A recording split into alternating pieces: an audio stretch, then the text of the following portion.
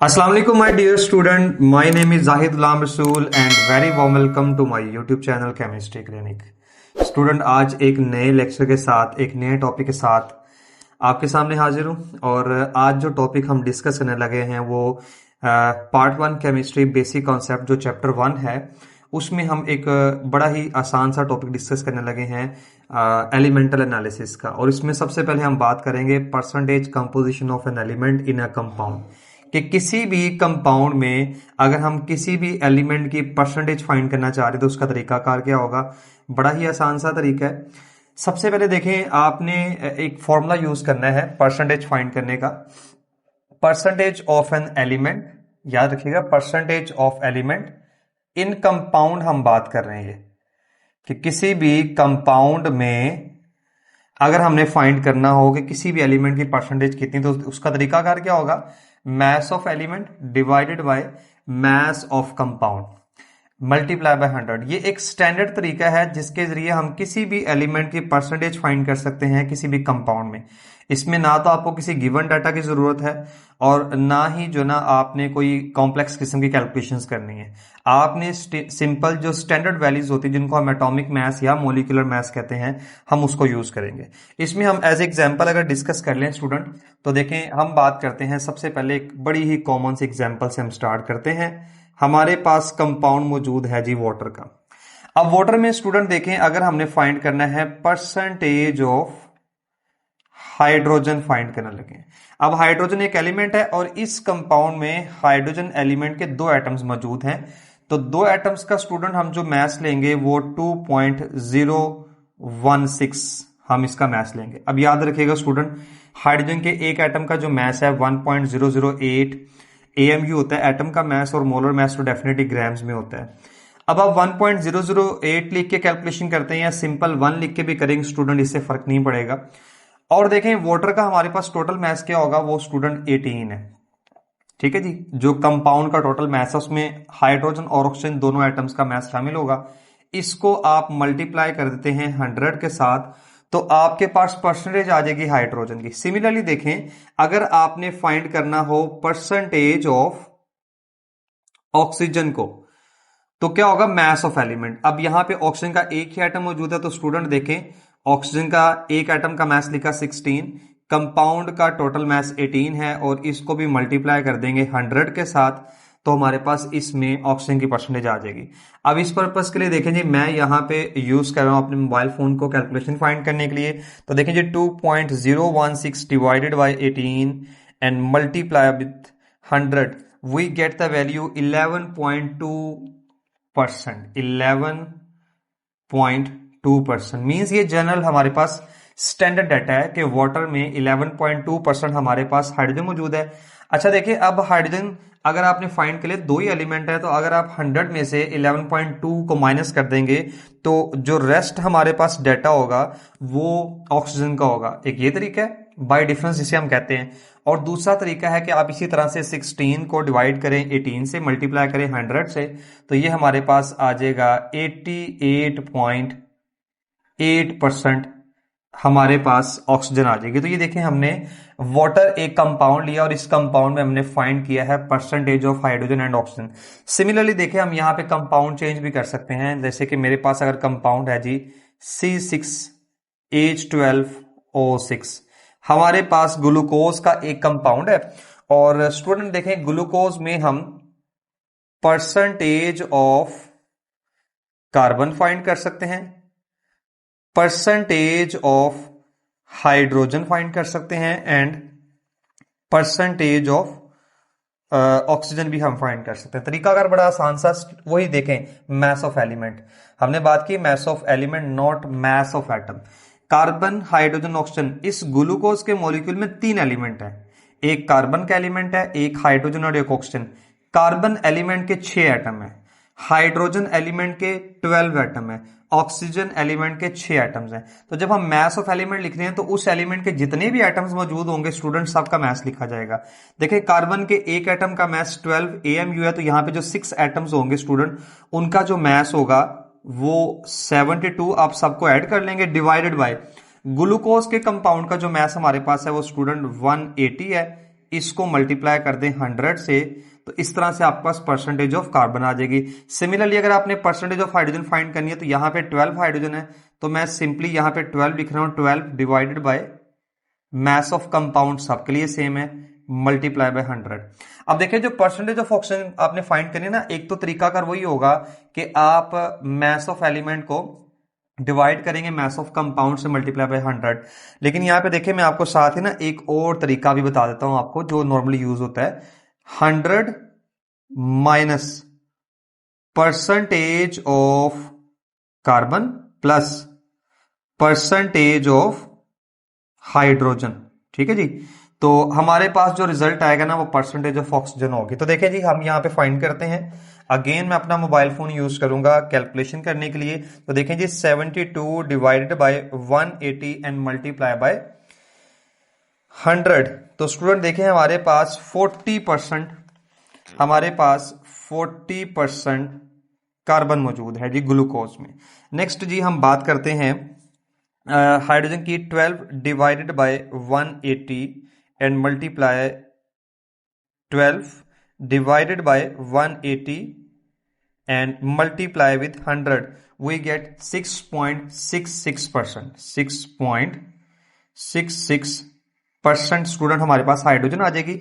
Similarly देखें अगर हमने ऑक्सीजन फाइंड करनी है तो वही तरीका देखें आप, 40 इसको हम इसी तरह से करते हैं, 40 plus 6.66 and it will be comes to 53.34. It's 53.34% हमारे पास ऑक्सीजन आ जाएगी। तो स्टूडेंट देखें किसी भी एलिमेंट में अगर आपने परसेंटेज फाइंड करनी है तो ये बड़ा ही आसान सा एक सिंपल सा तरीका हमारे पास मौजूद है परसेंटेज ऑफ एलिमेंट फाइंड करने, जिसमें हम स्टैंडर्ड वैल्यूज यूज करते हैं। और नॉर्मली ये जो क्वेश्चन है अगर हम एफएससी की बात करते हैं तो ये क्वेश्चन आपको एमसीक्यूज की फॉर्म में आ सकते हैं और शॉर्ट क्वेश्चंस की फॉर्म में आ सकते हैं। अच्छा जी, एक तो तरीका ये था एलिमेंट की परसेंटेज फाइंड करने का। अब हम एक दूसरे तरीके की बात करते हैं जिसे हम कहते हैं percentage of element through combustion analysis. Combustion analysis student एक ऐसा मेथड है जिसके जरिए हम एलिमेंट्स की परसेंटेज को फाइंड कर सकते हैं। मींस सिंपल जो हमारे पास एक स्टैंडर्ड तरीका था percentage of an element in a compound find करने का, ये जिसको हम परसेंटेज कंपोजिशन भी बोलते हैं, उसमें हम स्टैंडर्ड वैल्यूज यूज कर रहे हैं।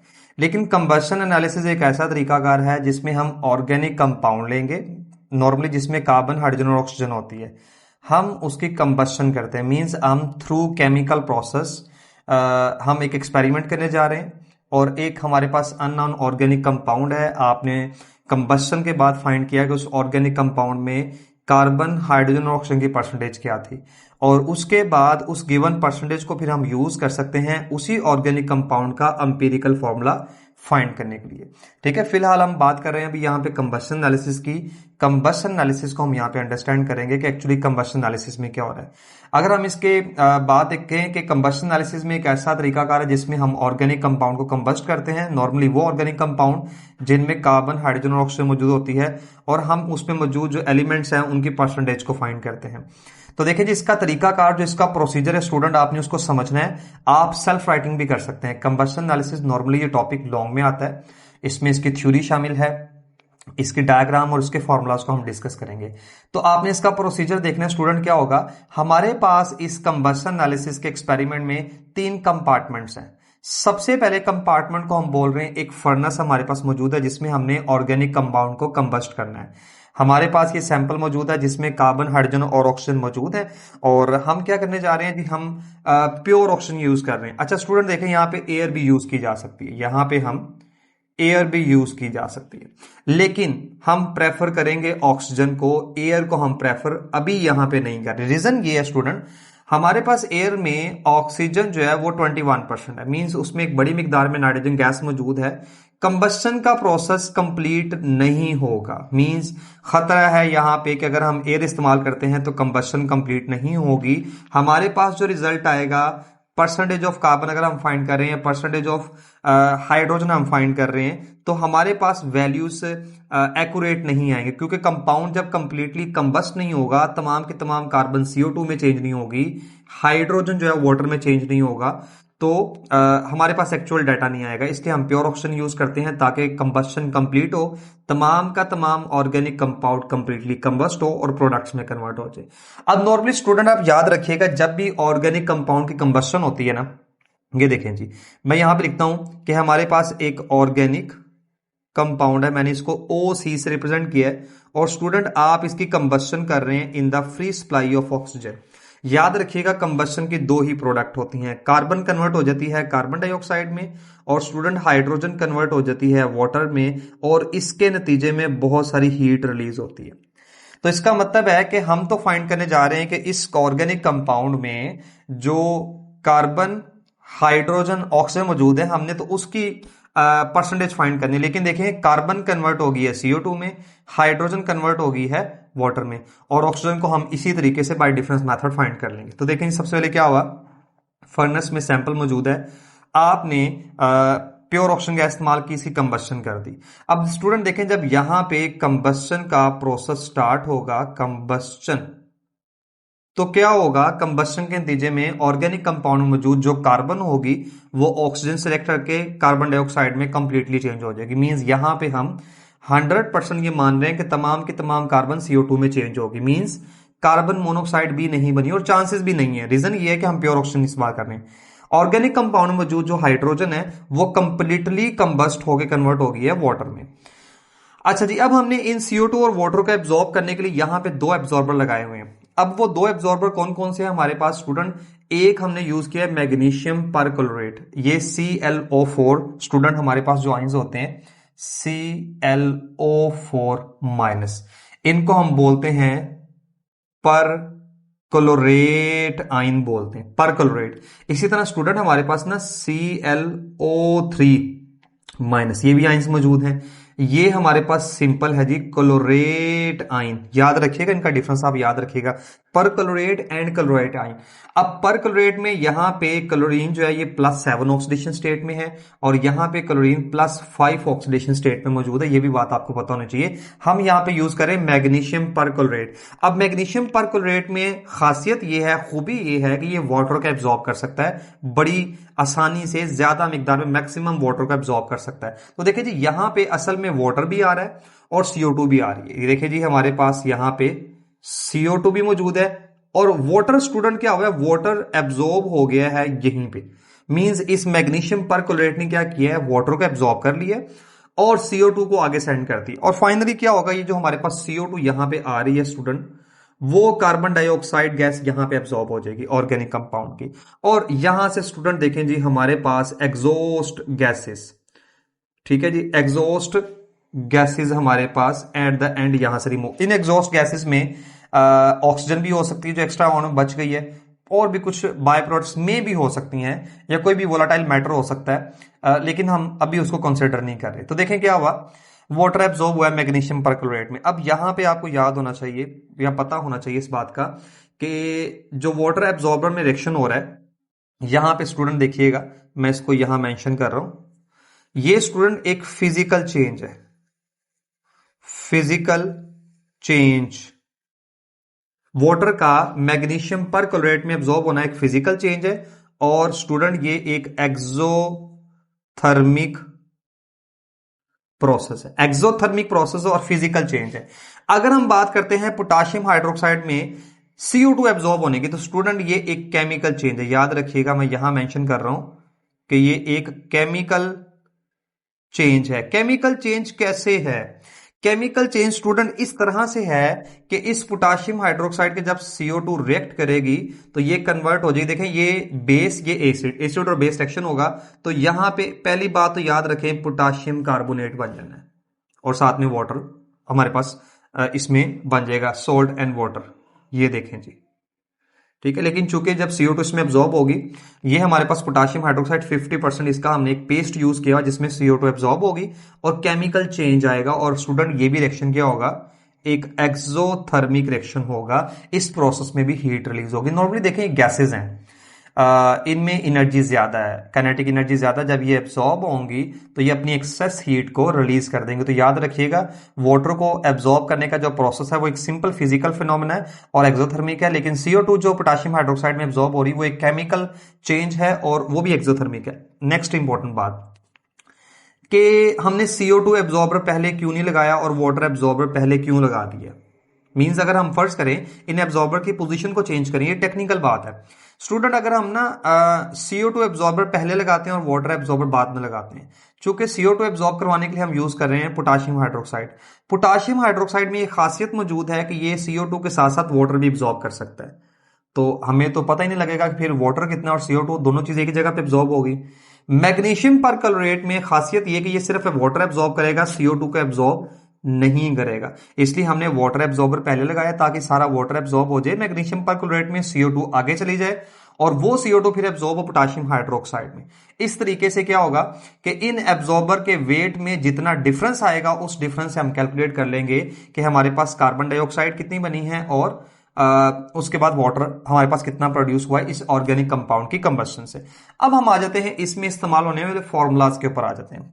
क्या हमने इसमें कौन कौन से फॉर्मूलाज यूज करने हैं स्टूडेंट। देखें, हमें असल में चाहिए यहां पे परसेंटेज ऑफ कार्बन चाहिए, हमें यहां पे चाहिए परसेंटेज ऑफ हाइड्रोजन की जरूरत है। हमें तो एलिमेंट की परसेंटेज फाइंड करनी है। एक तो ये तरीका, ये तो स्टैंडर्ड है।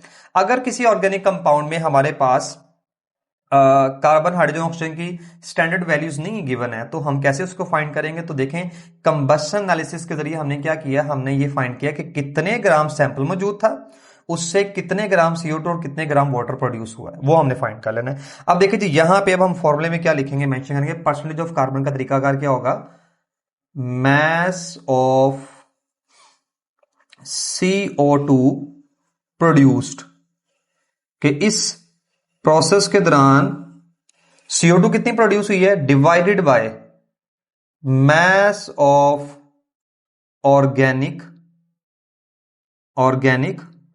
कंपाउंड। ठीक है जी, ये हमारे पास एक रेशियो आएगा जिसमें क्या होगा कि ऑर्गेनिक कंपाउंड का टोटल मास कितना है और CO2 कितनी प्रोड्यूस हुई multiply by 12 divided bye 44 and multiply by 100। Student अगर आप देखें तो इस फॉर्मूले में ये वाला जो हिस्सा है ना 12 डिवाइडेड बाय 44 मल्टीप्लाई बाय 100, ये असल में इसी स्टैंडर्ड वैल्यू को रिप्रेजेंट कर रहा है, mass of element divided by mass of compound multiply by 100। Actually देखें, हम फाइंड करें परसेंटेज ऑफ कार्बन, हमारी कार्बन कन्वर्ट हो चुकी है CO2 में, तो CO2 में से कार्बन के परसेंटेज निकालने के लिए फॉर्मूला तो यही यूज होगा। लेकिन हमारे पास चूंकि एक गिवन डाटा मौजूद है कि ऑर्गेनिक कंपाउंड था उसमें इतनी CO2 बनी है, तो देखिए ये स्टैंडर्ड वैल्यू है और अगर हमने परसेंटेज ऑफ कार्बन फाइंड करनी है स्टैंडर्ड वैल्यू में फिर तो ये तरीका अगर इस्तेमाल होगा। लेकिन अगर हमने फाइंड करना है कि percentage of carbon in a given sample of organic compound, तो उसको उस रेशियो से मल्टीप्लाई करेंगे कि ऑर्गेनिक कंपाउंड की मिकदार कितनी थी और उससे CO2 कितनी प्रोड्यूस हुई है। जब उस वैल्यू से मल्टीप्लाई करेंगे तो हमारे पास परसेंटेज ऑफ कार्बन आएगी इस ऑर्गेनिक कंपाउंड में। अगर हम सिर्फ इस फॉर्मूले का इतना हिस्सा इस्तेमाल करते हैं तो ये परसेंटेज ऑफ कार्बन है इन 44 AMU या 44 ग्राम ऑफ CO2। लेकिन अगर जब हम इसको मल्टीप्लाई कर देंगे इस रेशियो से तो हमारे पास आ जाएगा actually percentage of carbon in this given organic compound. Same यही हम तरीका इस्तेमाल करेंगे हाइड्रोजन के लिए कि देखिए जी, हाइड्रोजन किस में कन्वर्ट हुई है, वाटर में कन्वर्ट हुई। तो अब यहां हम लिखेंगे mass of H2O produced divided by mass of organic compound, के ऑर्गेनिक कंपाउंड आपने कितना लिया था। और देखें बाकी तरीका का और वही जो हमने शुरू में यूज किया था 2.016 mass of element means water में कितनी हाइड्रोजन है divided by mass of water multiply by 100। तो देखें इस तरीके से हम परसेंटेज ऑफ हाइड्रोजन फाइंड कर लेंगे थ्रू कंबशन एनालिसिस। अब रह जाती है ऑक्सीजन। तो स्टूडेंट देखें ऑक्सीजन का तरीकाकार वही है। अगर हमने परसेंटेज ऑफ ऑक्सीजन फाइंड करनी तो देखें एग्जैक्टली यही तरीकाकार मींस यही फॉर्मूला आप यहां पे मेंशन करेंगे।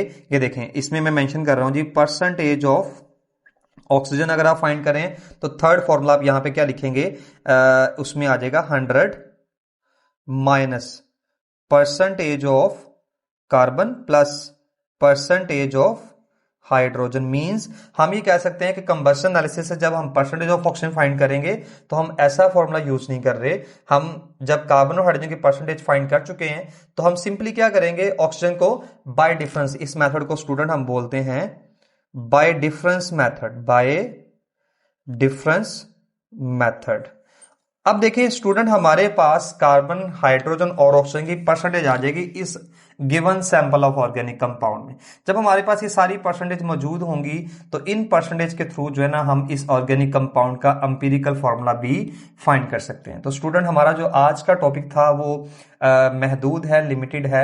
एलिमेंटल एनालिसिस में एलिमेंट को एनालाइज करने के लिए हम जो ना परसेंटेज कंपोजिशन का तरीका भी इस्तेमाल करते हैं, जिसमें हम स्टैंडर्ड वैल्यूज यूज करते हैं, और कंबशन एनालिसिस का तरीका भी इख्तियार करते हैं, जिसके जरिए हम किसी भी ऑर्गेनिक कंपाउंड का एलिमेंटल एनालिसिस करते हैं कंबशन एनालिसिस के थ्रू, और हम फाइंड करते हैं कि इस ऑर्गेनिक कंपाउंड में कौन कौन से एलिमेंट और उनकी कितनी कितनी परसेंटेज मौजूद है। नॉर्मली हम जो ऑर्गेनिक कंपाउंड्स लेते हैं उसमें कार्बन, हाइड्रोजन, ऑक्सीजन ही मौजूद होती है। तो ये एक सिंपल सा मेथड था। तो स्टूडेंट, नॉर्मली ये टॉपिक हमारे पास जो कंबशन एनालिसिस का है, ये एक लॉन्ग क्वेश्चन बनता है थ्योरी का, चैप्टर 1 जो बेसिक कॉन्सेप्ट है।